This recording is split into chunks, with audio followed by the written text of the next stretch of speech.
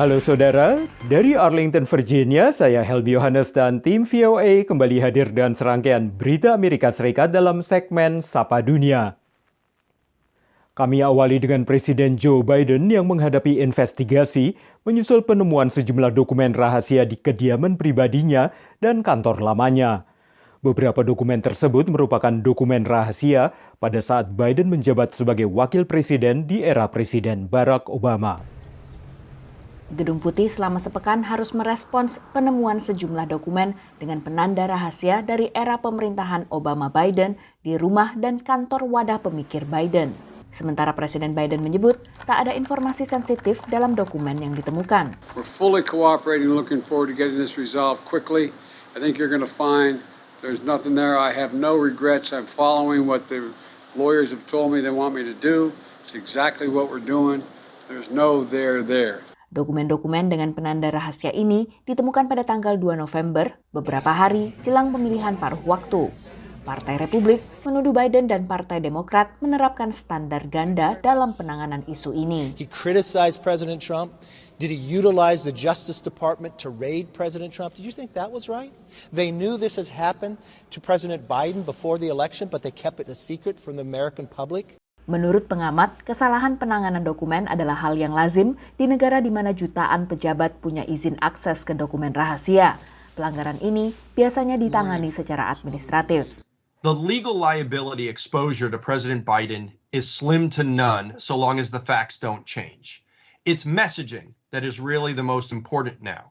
So the fact that they withheld knowledge of the second finding of documents at the president's residence when they full knew that this had happened because it had happened 4 weeks or so earlier, that was an incredible blunder. Jaksa Agung AS menunjuk Robert Hur, mantan Jaksa Agung Maryland di masa pemerintahan Trump, untuk mengetuai investigasi isu ini. Demikian laporan VOA. Beralih ke perayaan Imlek di Amerika yang kembali berlangsung meriah setelah selama 2 tahun dirayakan dengan protokol kesehatan ketat akibat pandemi.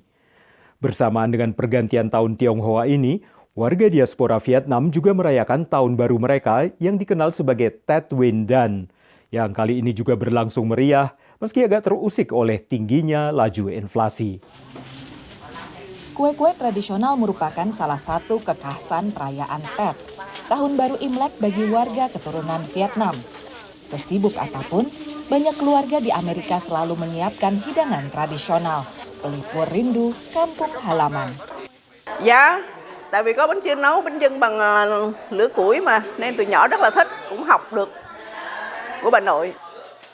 Rutinitas lainnya adalah perbaikan altar leluhur, membersihkan dan menghias rumah dengan lambang pertumbuhan dan kesejahteraan, seperti buah persik atau aprikot. Seperti halnya hari-hari besar, ini merupakan kesempatan reuni dengan keluarga dan teman terdekat. Tết nhất lễ lộc gì này nọ là tụi mình tụ tập lại với nhau. Mục đích tổ chức là cho con cháu, ông bà cha mẹ có dịp gặp gỡ với nhau, sinh hoạt với nhau, trò chuyện với nhau để mà gắn kết gia đình. Vì vậy mà nó là một cái điều rất có ý nghĩa với gia đình mình. Inflasi membuat harga berbagai barang kebutuhan dan bahan makanan meningkat tahun ini. Misalnya sekardus selai yang tadinya seharga $30 di supermarket Asia ini, sekarang $34. Đắt thì đắt nhưng mà tới hồi mình xài mình cũng vẫn phải xài thôi. Nếu mình cần thì mình cũng vẫn phải mua cậu. Sementara di toko grosir nasional seperti Costco, bunga krisan, kue, dan manisan untuk Tet dijual dengan harga yang hampir sama dengan tahun lalu. Dari Falls Church, Virginia, VOA. Kini kita tengok Ricky Bobby, warga diaspora Indonesia asal Tulung Agung, Jawa Timur, yang berprofesi sebagai chef atau koki di sebuah restoran hibachi di kota kecil Buckley di negara bagian West Virginia. Ricky juga dikenal sebagai Chef Janco yang memiliki ratusan ribu followers di YouTube dan sering mengisahkan suka duka dan kesuksesannya bekerja di Amerika Serikat.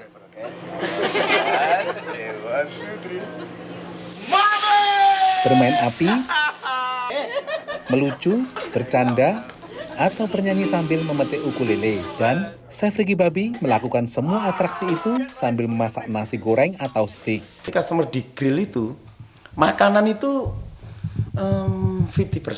Masakan itu kadang agak gosong, kadang agak kasinan, they don't care. Udah terlupakan dengan wow, udah lupa Pak mereka. Para pelanggan pun mengakui itu. He's absolutely hilarious. He cracks us up. It's dinner and a show. It's an absolute great time. We always love coming up here and see. This isn't the first time we've seen Ricky. We've seen him probably 5 or 6 times. Sementara manajernya menganggap Ricky Bobby He's super crazy, super wild, and it's never a dull moment around him. Nama Ricky Bobby, Koki Hibachi Fujiyama Japanese Steakhouse di kota Buckley, West Virginia menjadi dikenal banyak orang. Tahun 2021, sarjana teknik mesin ini menjadi YouTuber untuk pengikutnya di Indonesia dengan nama Chef Danco. Saat ini pengikutnya sudah lebih dari 270.000. Dan saya pengen mengenalkan ke mereka kerjaan Hibachi itu seperti ini. Terus bahkan di video-video YouTube saya itu saya ceritakan saya bikin duit berapa jam kerja, hourly-nya dibayar berapa sampai. Jadi semua yang tentang Amerika. Kerja sebagai koki sudah ia jalani 17 tahun dengan gaji sekitar $7.000 per bulan. Ia juga sudah menjadi investor di restoran tempat kerjanya. Belum lagi tambahan penghasilan dari monetisasi media sosialnya. Dari Buckley, West Virginia, Supriyono Alam Burhanan melaporkan. Oke deh, ya. Saudara, kami akan kembali dengan Sapa Dunia Senin depan. Terima kasih atas perhatian Anda. Dari Arlington, Virginia, saya Helmi Yohanes dan tim VOA.